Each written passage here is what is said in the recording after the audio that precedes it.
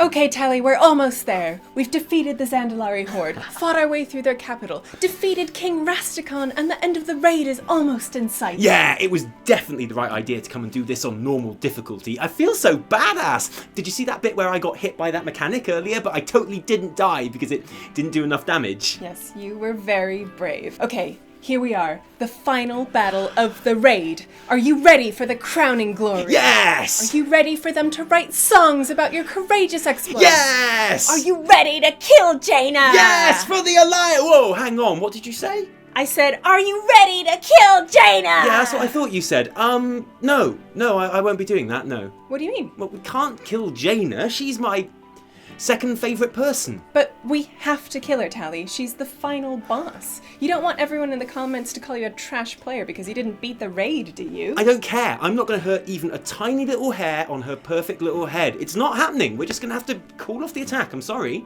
Okay, I see the problem here, but don't worry. You won't kill her.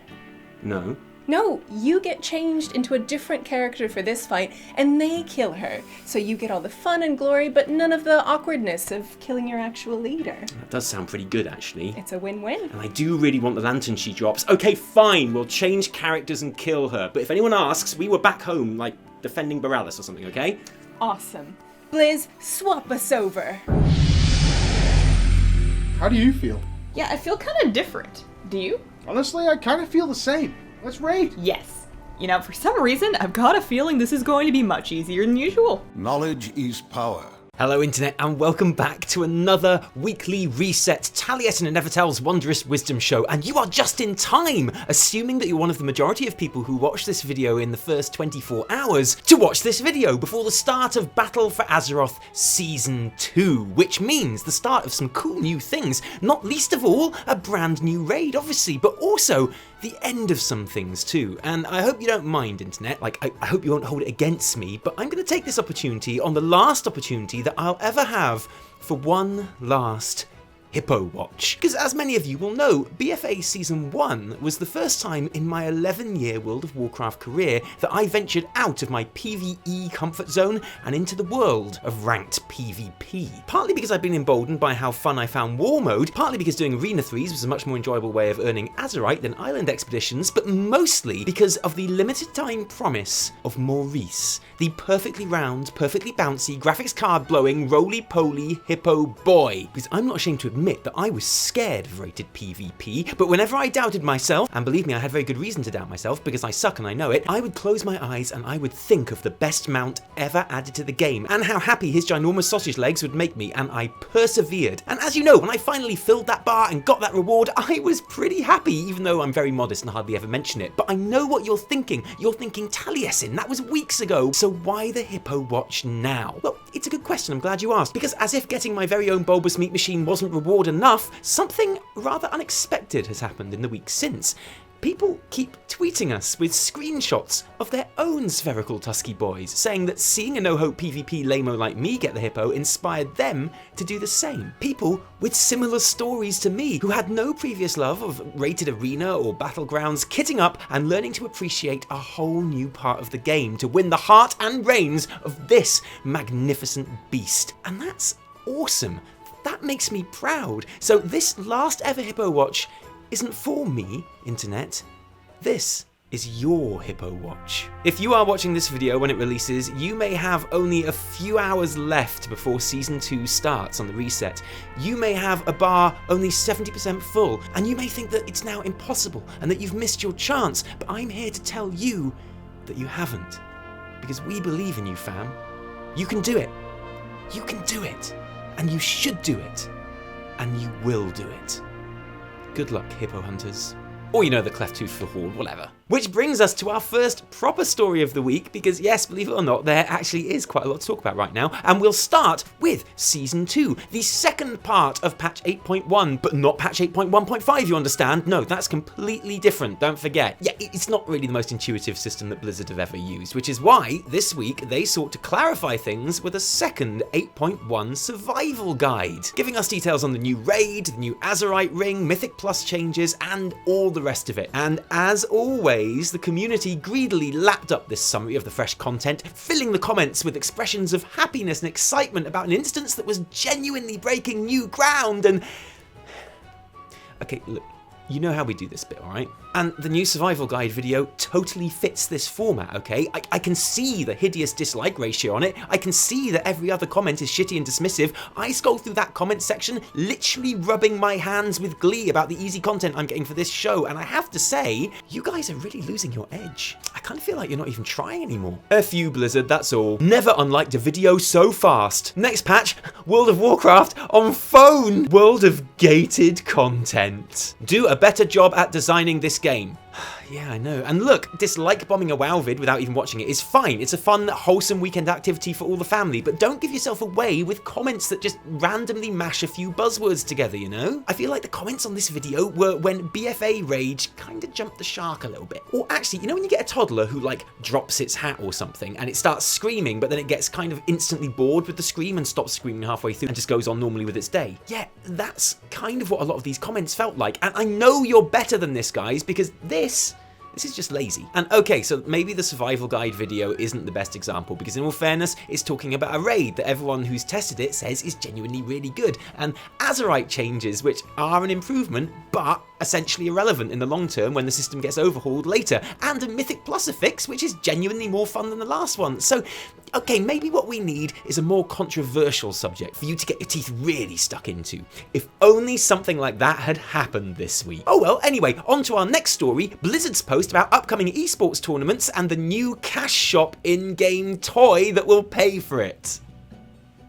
With the new Arena World Championship and Mythic Dungeon International about to kick off, Blizz dropped a blue about dates, entry requirements, and prize pools, which is great for the NDI in particular, now being split into East and West Cups with a cross-region LAN event in the summer. But the really big news was that Blizzard will be introducing 2 new in-game toys into the cash shop, which, as they put it, a proportion of the sale of these toys will contribute to the prize pools both WoW eSports programs, which is a risky strategy, frankly, because any reminder of the in-game store these days is likely to remind people that they don't like the in-game store and cause some grief. But you know what? Any such worries were quickly put to rest on the forums, where users were quick to point out that this is a pretty standard funding model for external esports tournaments, and no, it was a shit show, obviously. Blizzard should change their name to Legalized Theft. You are a multi-million-dollar company that has to crowdsource a prize pool? Seriously? Vile, loathsome practice. Billions of dollars in microtransactions, and you still want to pass the hat around to your consumers to help fund the prize pools? Now, this is an interesting subject, and one where there is an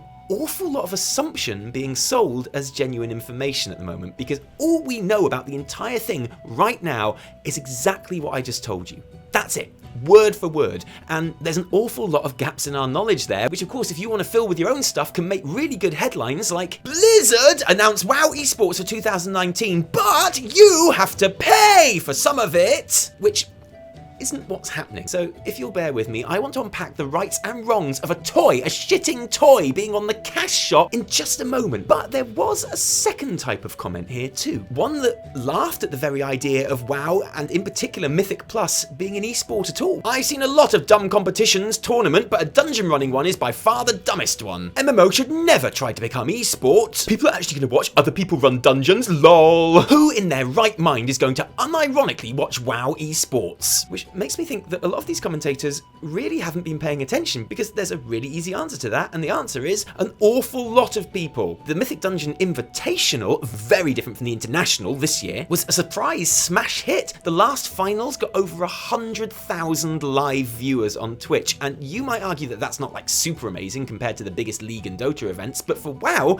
it's absolutely incredible. So it's easy to see why they would be looking to expand on it this time round. But does that mean that players should have to pay extra for it? What is the deal with this toy? We just don't know. But Wowhead guessed that it was probably these little 2 boat models that were data mined a while ago because of their Allegiance and Horde variants, but that's just a guess. How much will they cost? We don't know. What portion of that cost will go into the tournament prize pool? We don't know. It could be anywhere between 1 and 99%. Will the cash raised by these toys be used to pay for the already promised $524,000 prize pool across those tournaments, or will the money from those sales be used to increase increase that total prize pool? We just don't know. What we can give an opinion on, though, is the idea of A, having a cash shop for a subscription game selling in-game toys at all, and you know my opinions on that. I don't like it. If I could click my fingers and make it all go away, I would. Actually, hang on.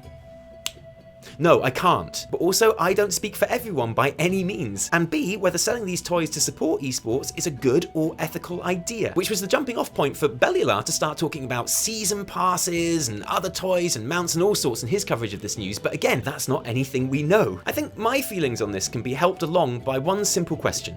Would I rather that large-scale WoW esports tournaments with all the prize pools and other costs they incur? Because honestly, do you know how much it costs to put automatic jack in a suit jacket? The man is 9 foot tall. Think of the tailoring fees to be paid for people by buying an in-game toy specifically for that purpose, or buy my WoW subscription. Because look, I like that WoW has an esports scene. I especially like the Mythic Dungeon stuff, but I get that a lot of people don't. Like this guy. What a bunch of hot garbage. I have never watched any Blizzard esports and still won't watch any. Okay, so the thing is, surely these toys are good news for you, this guy, because the esports are happening anyway, they always have. So shouldn't you be glad that more of the cost will be shouldered by people that enjoy those things and less by your WoW subscription? I feel like I would be pleased in that case, this guy. And even if not one single person buys one of these, let's be honest, pretty underwhelming toys, all of these tournaments are still going ahead, and every penny of that $524,000 prize pool will still be going to the winners. So you have to pay for some of it. Just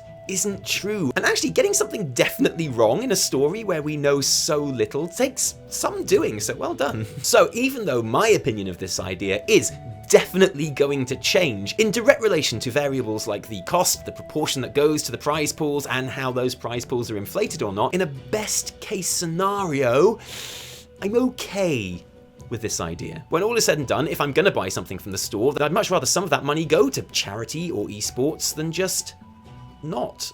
Buying a toy to show my support and actually contribute to the MDI is actually less offensive to me than pretty much everything else on that shop right now. In fact, at the moment, the thing I dislike most about this idea is the toy itself, because let's be honest, it's a bit shit, isn't it? If ever there was a promotion that was crying out for cool esports style tabards, it was this, surely. Give us the damn sporty tabards, Blizz, then sell real life tabards with the same design so I can wear them down the shops. This shit is obvious, Blizz, obviously, shame on you.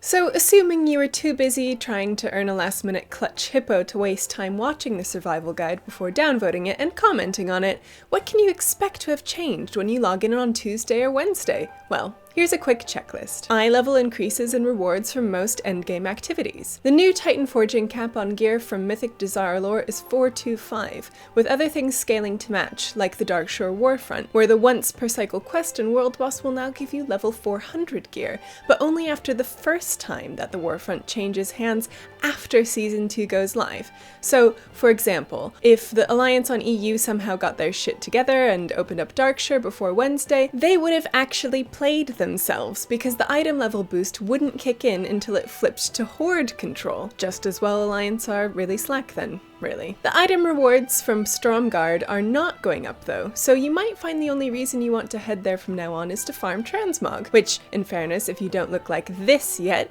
you're probably going to want to do anyway, and that's fair. Ain't no one gonna judge you for that. World Quest emissaries will go up to 385. PvP rewards are going up by 30 levels, as will drops from max level normal, heroic, and mythic dungeons too. So a base mythic now gives 370 loot. The difficulty of heroic and mythic is increasing by 30% too, and your fresh mythic plus key will be 3 levels lower than normal when you open your chest in the first week of Season 2 to reflect that. Oh, and the loot you get in there will be capped at 385 this week. Since you earned the item in Season 1, you'll have to wait for your next weekly chest to enjoy the 30 level increase in cash goodies. Artifact knowledge increases will start again too, increasing the value of AP you earn by 30% every week for the next 10 weeks until March 26th to get you across the line on the 48 levels you'll need to unlock every ring on the Mythic Raid loot. The cap is 50 on your Heart of Azeroth until 8.2, so if you get there, for the love of God, please stop farming Azerite and also seek some real professional help.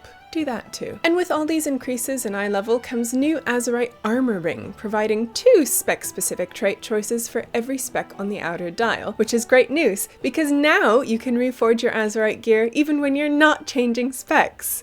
I'm actually more interested in the raid-specific traits on the 4th ring of Dazar'alor armor though. Bonded Souls, procs healing and a haste buff for you and an ally, which if an entire raid had, it might be quite interesting, I guess. Seductive Power conjures Bwonsamdi himself near you, and if you approach him, he'll give you a stacking stat buff. And Treacherous Covenant increases your primary stat by 384 while you're above 50% health, but you take 15% increased damage when you're below 20% health. So no, I won't be choosing that one. I don't care if your Sims say it's totally worth it and it's the best trait in the game, that shit can go jump. And okay, look, what I'm actually interested in is the armor sets from the dungeon. And I know we've looked at them before, but the raid's about to launch, so we're good to look at them again, right? They're just really cool, and I love them. Except the male set, obviously, which is a piece of shit like seemingly always. And if, like me, the new transmogs and Azerite traits are all well and good, but you're still missing those lovely tier set bonuses, there's some good news in Dazar'alor, where there are 2 different 2-piece sets to collect. Seal of the Zandalari Empire from Rastakhan and Loa Exultant's Shroud from Conclave of the Chosen will give you the Gift of the Loa, increasing your primary stat by 150. Sorry, I kind of lost interest halfway through that. Increasing your primary stat by 150 in Zuldazar, and the far superior named Keepsakes of the Resolute Commandment set makes your auto attacks do frost damage and put a slow on enemies you hit. And far more importantly, you need some ring or whatever, but also Daelin Proudmoore's Saber from Jaina. And this is what Daelin Proudmoore's Saber looks like, and the answer is yes, count me all sort of in for that. I'm also a big fan of the twin pipe buster cannon that drops from Mechatork, partly because of its sweet damage proc, but mostly because it looks like Warhammer 40k bolt gun, and hey, you don't need to feel left out of the mech fun times if you're melee either, because there's the Servo Claw Smasher for you. Another official Evitel gear highlight is Siren Song, just because it looks cool and is gonna go splendidly with Jaina's Fogbreaker, and you know, I'm always up for a new lantern model, and this one is legit. It has a fight-specific passive, which lessens the effect of one of the mechanics in the Jaina fight, which I really like in principle. Anything that makes those farm nights quicker and easier is okay with me. There are mounts too, like Jaina's Water Elemental for Mythic players, Gallywix's mech, and the Raid Glory achievement gives Alliance players their first chance to hop aboard a pterosaur in the shape of the Dazar'alor Windreaver. I don't usually care about battle pets, but that's before they made a Kragwa battle pet, and now I definitely do care. Now, obviously we've only shown you the good stuff here because, yes, we are good to you. But needless to say, there's loads more, which we will link to in all of the Wowhead articles below. There was another story, controversial story, that I was going to put into my bit, and I started writing it, and I got into like the first couple of lines. I just couldn't be bothered. Okay, come on, I couldn't be bothered writing it. You have to tell me. No, what you it just is. have to not know the news. No, you can't just say there's a controversial story and then not give me the controversial story. Fine, I'll give you the controversial story. You might know it anyway. So you know that when you scrap Azerite Armor, you get Titan Residuum, okay? And you know, like, all of the new Titan Azerite Armor will give even more Titan Residuum, and like the idea is that everyone is scrapping their Azerite Armor, saving up their Titan Residuum. I've got to stop saying Residuum, I hate that word. I hate it so much, but that's why I didn't even write it. And then they're going off and buying all the Azerite Armor they really want. Yeah, like vendor, just like everyone wanted.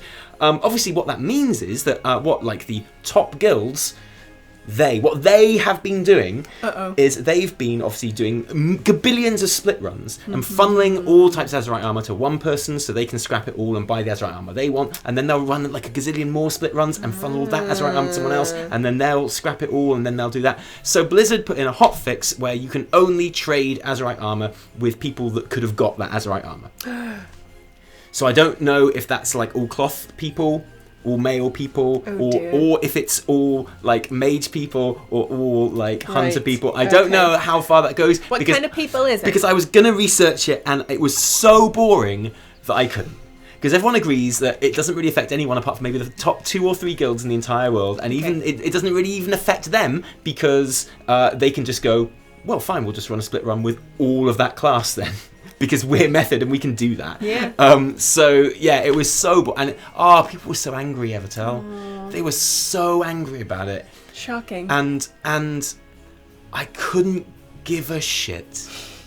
I think that's fair. I couldn't give a shit about that if I'd eaten like a huge curry and hadn't had a shit for like 5 days, Wow. and then took loads of TMI. laxative. Yeah, that's too much, but And I was get what you're saying. in holiday in Spain. But one thing I do want to do today, I want to do like a book review, a quick book review, because in the post, finally, because I've forgotten about, I literally ordered this so long ago and I forgot about it, was my Kickstarter edition of The WoW Diary by It's a John nice cover. Statt. It's embossed and everything. Yeah, John Statt's, and this is a very high quality book. I was actually like quite surprised. I gotta be honest. 'Cause, Well, like, with Kickstarter, well, you yeah, never know, you order stuff on right? Kickstarter, and quite often it's terrible. But this is amazing. Very So John nice. Statt was an interior instance designer in Vanilla WoW. Mm-hmm. He joined just after Vanilla WoW had actually started being developed, maybe like 6 months in. Like it hadn't even been announced. He wasn't even told what the job was until he joined. And it's a diary that he kept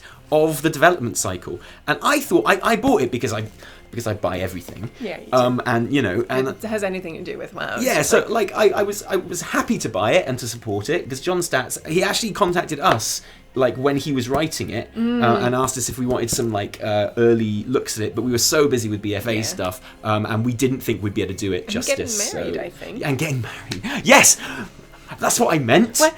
What happened last That's year? what I meant. Getting married with BfA. I far distant second. So we just we wouldn't have been able to do a good video on it. And people like Hiru did great videos on it. And so I'm glad we didn't. But I'm very happy to read it now. And it's absolutely brilliant. Okay, this is how far in I am. I'm like a third in. Nice. And I'm loving it. Good. Oh my god, it's so Great. interesting. I'll tell you what it reminds me of. Okay, it reminds me of. I like reading sort of like books about bands before they became famous. Sure. So like I really like reading books about the Beatles when they were like living in little houses and like yeah. gigging in their front rooms and shit like that. I love all that stuff, and this has that kind of feel about it. Aw. It's really cool, and like it, you know when you watch movies about like Beethoven or whatever, and he'll be like at his piano and he'll be like dun dun dun. Done and it's like that, you know, like those really fake Those kind are great of like movies. yeah, Those are like such good movies. it's like or like Van Gogh is there and he's like sunflowers like that. Like this has got none of that. It's great and it's just really kind of like straight up. Phew. This happened and it's just I was really... worried about where you're going Yeah, there for a second. It's like it's so good. It's like those Beethoven No, movies. no, with it's these, nothing like that. It's nothing like that. I'm deaf. It's exactly. It's like, did that sound good? But no, this is great, and it's straight up, and it's this beautiful glimpse into this very like what I always see as this very romantic period in Blizzard's like history, where they're all working in corridors, and it's already and like they're still a multi-million-dollar company at that point. Yeah. But like it seems really honest and down to earth. And some really interesting things and little insights and tidbits, and I cannot recommend it enough. Nice. Obviously, I'm not getting paid to say any of this. John Statt does not even know we've got this copy. Thanks, John Statt. Thanks, John Statt, for making this. You Making won't be a good watching this video because you don't care about video games anymore. But it's really, really brilliant and interesting. And I recommend that you pick it up. I'd love to give this away, but it's our only copy. Yeah. So I'm not going to. I'm going to keep it forever. I'm sure you can buy them somewhere. Well, on Kickstarter probably still. you go. I guess, how does Kickstarter work? Is it only people that did the Kickstarter that can get it? It depends. Okay, we'll check it out. Maybe I should have researched this before I Maybe. gave my review, my in-depth review. But that's it. That's my in-depth review. You're going to have to like I it. look forward to reading that when you're done. Yeah, I mean, I definitely will as well, because this is just a couple of days in. This is, yeah. So I was really happy with that. I was just really surprised, because loads of stuff I buy on Kickstarter is shit. Yeah, I know. Next week, we will be basically sitting here on tenterhooks waiting for the cinematics to drop, yeah. which will be definitely dropping on They're Tuesday. coming. They're Looking coming. forward to that. Wednesday, I'm going off to have a bit of birthday action, Bit of birthday action. and we'll see what happens for the rest of the week before next weekly reset. But thank you for joining us today. In this weekly reset, which is probably a bit late because we spent ages making our Dazar'alor video. It's fine. I hope you enjoyed it. If you did like it, don't thank us, thank our patrons who give their actual real life money to make these videos happen. Guys, you are amazing. Without them, without you, there would be a lot less Taliesin Evitel. Good thing for holding that heart there so long, Yeah, so I yeah, could yeah, muck it's up the just line like- and we yeah. could cut it and brilliant, perfect. If you didn't like it though, downvote the shit out of it. Remember, my name is Hazelnutty. And I'm Preach. No. Crisp. thank you, Preach and Hazel, so much for lending your efforts to our little video. Like, at the last moment, with like no forewarning, we literally just emailed them in the morning, went, can you do this? And they went, yeah, sure, and they just did it. Thanks, guys. Except Preach, you took ages. I'm joshing, mate, I'm joshing. No, my name is Taliesin, from me. And me, Evitel. Until next time, cheerio.